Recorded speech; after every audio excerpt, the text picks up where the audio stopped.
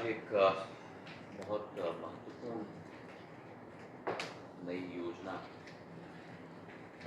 हमारे भारतीय डाक विभाग के द्वारा प्रायोजित की जा रही है। प्रधानमंत्री नरेंद्र मोदी जी की जो सोच और विचारधारा है कि देश के हर युवा, हर युवती को केवल शिक्षा प्रदान न करना, लेकिन शिक्षा प्रदान करने के साथ साथ हर नौजवान को हर शिक्षा के स्रोत के साथ जोड़ कर रखना। उसमें मुझे बड़ा गर्व है कि हमारा डाक विभाग को अपना योगदान देने के लिए तत्पर है। ज्ञान पोस्ट की सुविधा की सोच और विचारधारा डाक विभाग के द्वारा रखी गई है, जिसके आधार पर केवल जुड़ाव नहीं, लेकिन किफ़ायती साधन ताकि शिक्षा के स्रोत आम जन तक पहुँच पाए और हर व्यक्ति तक पहुँच पाए। और इसके पीछे कारण ये है कि डाक विभाग की जो पहुँच है देश के कोने कोने तक, करीब 1,64,000 हमारे पॉइंट्स ऑफ प्रेजेंस है। और इसके साथ एक लॉजिस्टिक्स और डिस्ट्रीब्यूशन चैनल केवल भारत में नहीं, लेकिन मैं मानता हूँ कि शायद विश्व में इतना विस्तृत डिस्ट्रीब्यूशन चैनल नहीं होगा जो भारतीय डाक विभाग के पास है। और इसी डिस्ट्रीब्यूशन चैनल के द्वारा ज्ञान कोष की सेवा के आधार पर शिक्षा की किताबें जन जन तक पहुँचे, किफ़ायती रूप से पहुँचे। ये हमारा संकल्प है प्रधानमंत्री जी के नेतृत्व में। 3 तरीके के शिक्षा के स्रोत इस ज्ञान कोष के माध्यम से पहुँचाए जाएंगे। पहला, जो रिकग्नाइज्ड शिक्षा की बॉडीज़ हैं उनके द्वारा जो लिस्टेड किताबें हैं, चाहे सिलेबाई में हो या पेडागॉजी के थ्रू, वो विस्तृत तरीके से वितरित की जाएंगी।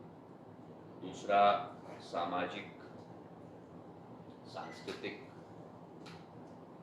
धार्मिक किताबें एक एक जगह तक, देश के कोने कोने तक पहुंचाए जाएंगे। और तीसरा, हम लोगों के देश के अंदर जो कंपैरेटिव एग्ज़ाम्स हैं, उस कंपैरेटिव एग्ज़ाम्स की तैयारी के लिए भी हमारे नौजवानों को शिक्षा के स्रोत ज्ञान कोष के जरिए पहुँचाए जाए। इस ज्ञान कोष की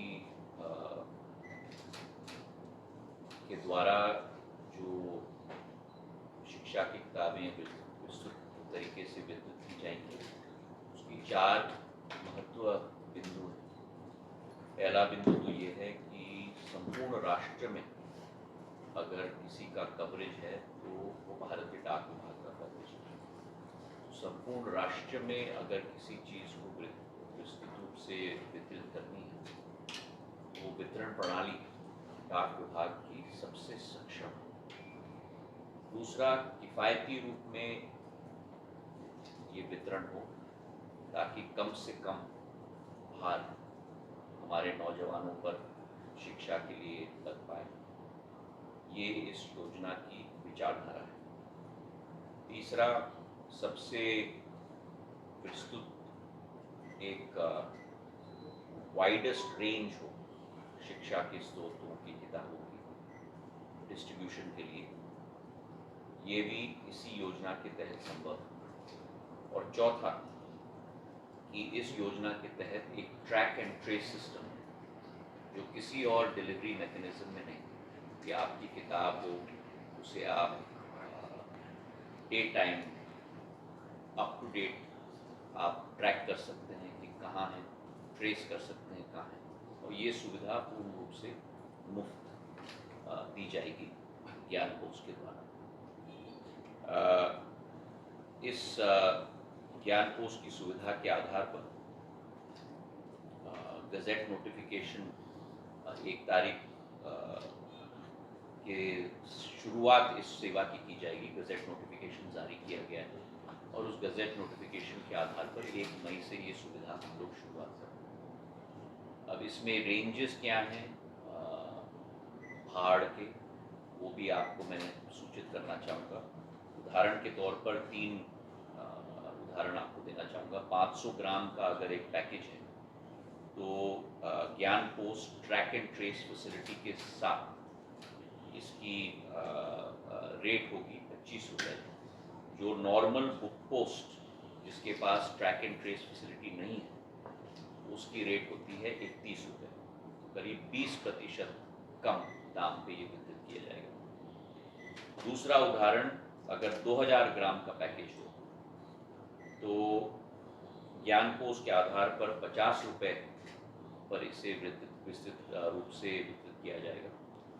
साधारण बुक पोस्ट जिसमें ट्रैक एंड ट्रेस नहीं है उसका रेट है 121 रुपये, करीब करीब 60% का डिस्काउंट। और अगर हैवी पैकेज है 5000 ग्राम का तो ज्ञान पोस्ट में 100 रुपये का दाम लगेगा और नॉर्मल बुक पोस्ट में 301 रुपये का दाम लगता है। मतलब करीब करीब 70% कम भार में इसे हम लोग वितरित कर पाएंगे।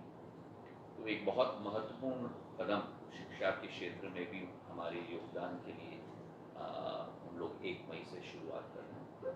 तो आपको सूचित करते हुए मुझे और सेक्रेटरी साहब को बहुत हर्ष है और आपके समक्ष गज़ेट नोटिफिकेशन भी हम लोग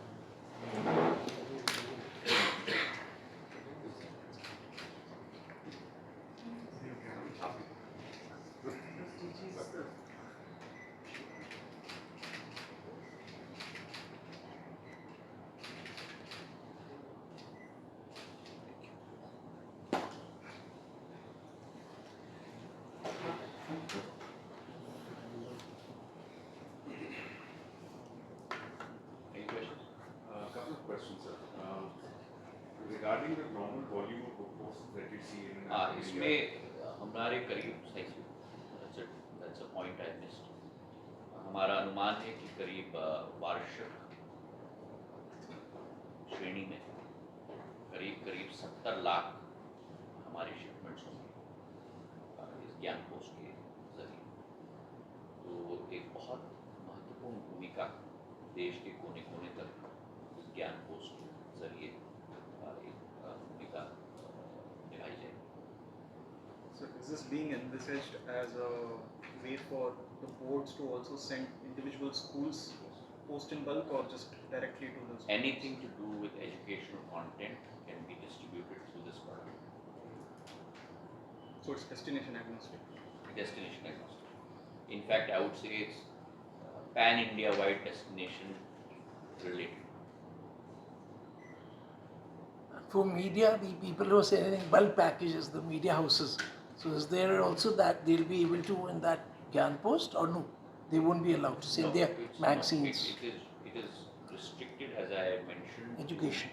educational books of educational interest, as well as competitive exams, as well as social cultural related. Presently, it's within India, so It's only within. so not taking it abroad. Sir कोई भी Because education then you are dependent on another carrier. Yes.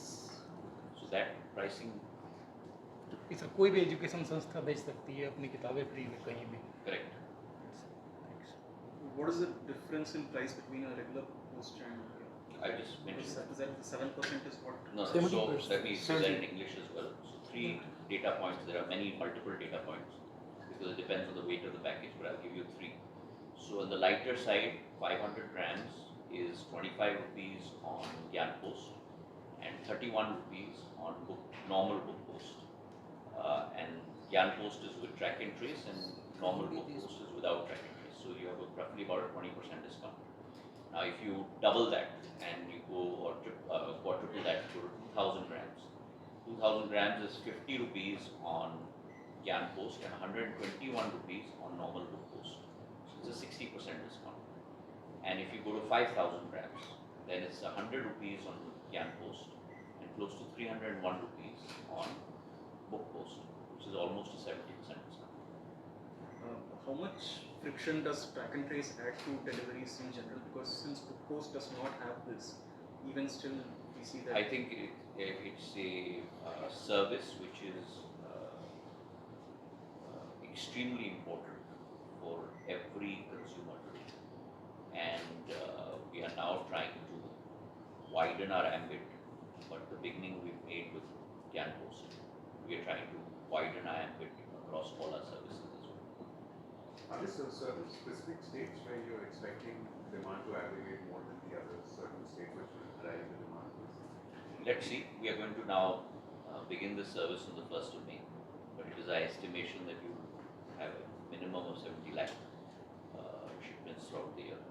But we will also look at that in terms of which states are using this facility more and which are not. Since you've lowered the prices as compared to Bookpost and its sharp cut for 500, 2,000 grams and 5,000 grams, are you working with any estimates in terms of what the revenue foregone could be like? See, everything cannot be measured in terms of revenue foregone because there is a certain amount of contribution to the development of the social fabric and the educational fabric of our country. And I think this is our contribution. Having said that, your point is extremely well taken, and our effort is to become a revenue-driven organization. We are looking at a greater amount of revenue accretion across multiple verticals. But this is not a vertical that we would like to look at from a profiteering basis, and it should not be.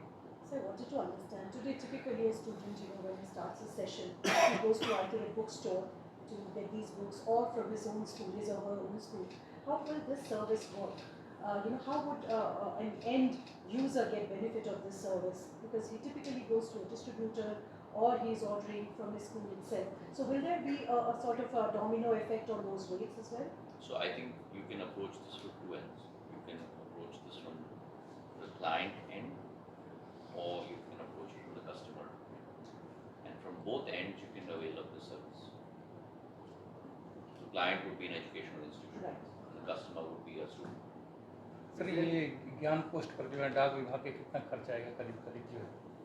देखिए, जैसे मैंने अभी कहा कि हर विषय में खर्चा का अनुमान करना जरूरी है, पर कुछ विषयों में कुछ ऐसे मकसद हैं जो खर्चे से आगे बढ़ते हैं, और शिक्षा प्राप्ति में हमारा यह योगदान है, हमारे विभाग का, और एक जरूरी और एक महत्वपूर्ण योगदान है। बाकी सब चीज़ों में मैं मेजर करवा रहा हूँ, जी सर। हर चिट्ठी, हर पार्सल की क्या कॉस्ट होगी, केवल उस वर्टिकल की नहीं, काफ़ी कुछ हॉरिजॉन्टल कॉस्ट भी होती है, कॉमन कॉस्ट भी होती है।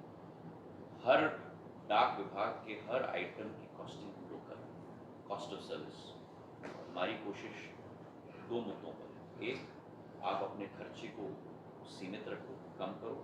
दूसरा, आप अपने आय को बढ़ाते रहो।